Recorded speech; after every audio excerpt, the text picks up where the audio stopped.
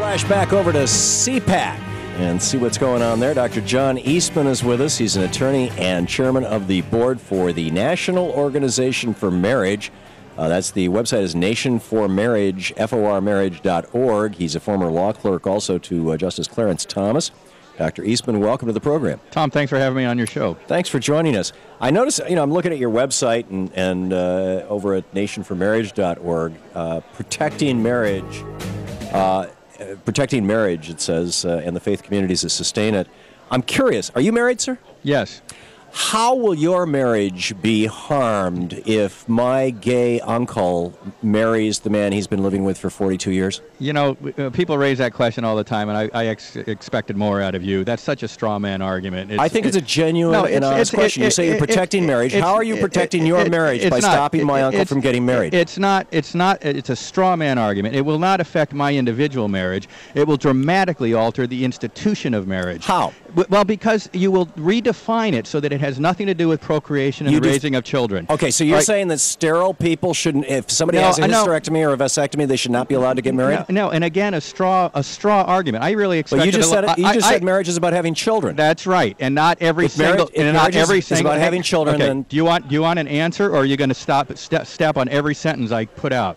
Give me an answer. All right. So the answer to that is the institution is a cultural one. It is based on cultural norms that are grounded in biology that have as its purpose the fundamental procreation and rearing of children. We foster that institution in a lot of ways, including by setting as a norm that that the institution is for people of opposite sex. That turns out to be true whether any individual couple is going to seek to procreate or not, because the cultural norm is defined around that. When you alter that cultural norm and say procreation is not a part of this at all, as Judge Walker issued a finding in his extraordinary opinion in the district court, that procreation has never been a part of marriage, that gender is irrelevant to marriage, you can see how that dramatically transforms the institution. And it ceases to be an institution from which society derives the benefits that it has always derived. But marriage as an institution has transformed itself dozens of times over the years. I mean, it has, and in prior instances, we have done it as by the people doing it themselves. Are you going to let me finish sentence?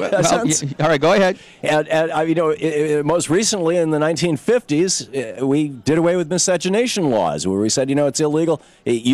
For most of the history of the United States, we all agreed that the institution of marriage meant one white person, one white man, and one white woman, one black man, one black woman, but never the twain shall meet. And we changed that. Well, and the Mormon Church caught up with that in 1978. That's because we recognize that skin color has nothing to do with the purpose of marriage. Isn't it time to recognize that gender? A gay couple can adopt and raise, or if the gay couple is female, if it's a lesbian couple, that they can actually produce and raise children?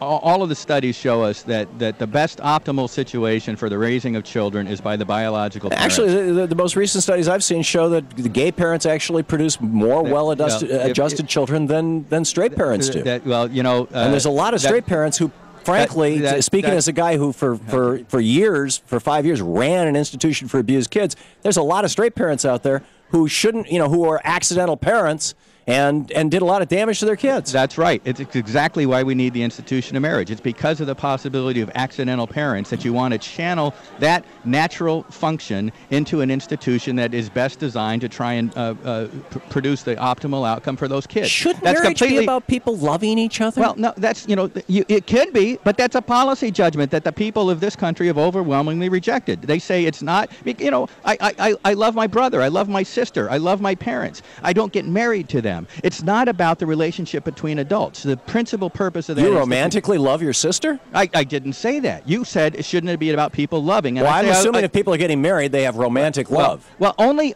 if you don't change the institution to be something that it's not, which you're proposing to do. And so the question in a democracy is who makes a fundamental, dramatic change in a basic cultural institution. What I'm submitting to you is that if your website, Practicing Marriage in the Faith Communities to Sustain It. I have absolute respect for the faith communities out there and totally agree with the Catholic Church, for example, if they want to say that if once you've been married, that's it, you can't get divorced, you can't remarry. I don't know how they let Newt become a Catholic, but we'll let that pass. If a church wants to say no, we're not going to sanction this as a marriage, I have no problem with that. But the word marriage is in over 10,000 state and national laws that mostly have to do with money. They mostly have to do with economics. They have to do with inheritance. They have to do with tax advantages. I don't understand why you want to deny those to people who, by the time they were 5 or 6 years old, knew that they were attracted to people of the same sex. They didn't suddenly choose one day, oh, I think I'll grow up and be a gay man or a lesbian. And this is who they are. Why would you want to deny that to them? Tom, you're asking the wrong question. It's not whether I want to deny certain benefits to any particular class of people. It's why society fosters the institution that was developed the way it does. And the reason we foster that institution is because society derives a benefit from it that they don't derive from all sorts of other relationships. Might you not accept the possibility, Dr. Eastman, that society might derive even more benefit from exaggerating and exaggerating Tom, is the wrong word, from pointing out the importance of a loving relationship leading to a long-term commitment? I'm happy to accept that possibility. The question is, are we going to have that possibility mandated upon us by unelected judges reinterpreting constitutional provisions that clearly do not address this subject? You're going to force people to get married? No. Where's the mandate? The mandate is that Judge Reinhart is mandated to the people of California that they accept the transformation of the institution of marriage to be something that it is not. We were forced to accept blacks and whites getting married. Yeah, because skin color is irrelevant. It doesn't affect me. I'm sorry. It's not going to affect you. You have not been able to demonstrate to me how your marriage is going to be harmed by my uncle getting married. That's because you didn't listen to me. I said my marriage is not going to be harmed. Whose marriage is? The institution will be. That's an abstraction. It's a damn important abstraction. It's one of the cornerstones of civil society. That we channel the procreative function, which, by the way, exists between men and women in a way that it does not exist between men and women and women. How can you not understand that basic biological fact? Did we have civil society at the time of Jesus? We did, and we had marriage at the time of Jesus. And we did not have homosexual marriage at the time of Jesus. And marriage was between a rapist and the woman that he raped. Thanks very much for your show. You're ridiculous. Goodbye. Oh, yeah, okay, I start quoting the Bible and these guys leave. Anyhow, okay. I guess he doesn't want to have a conversation.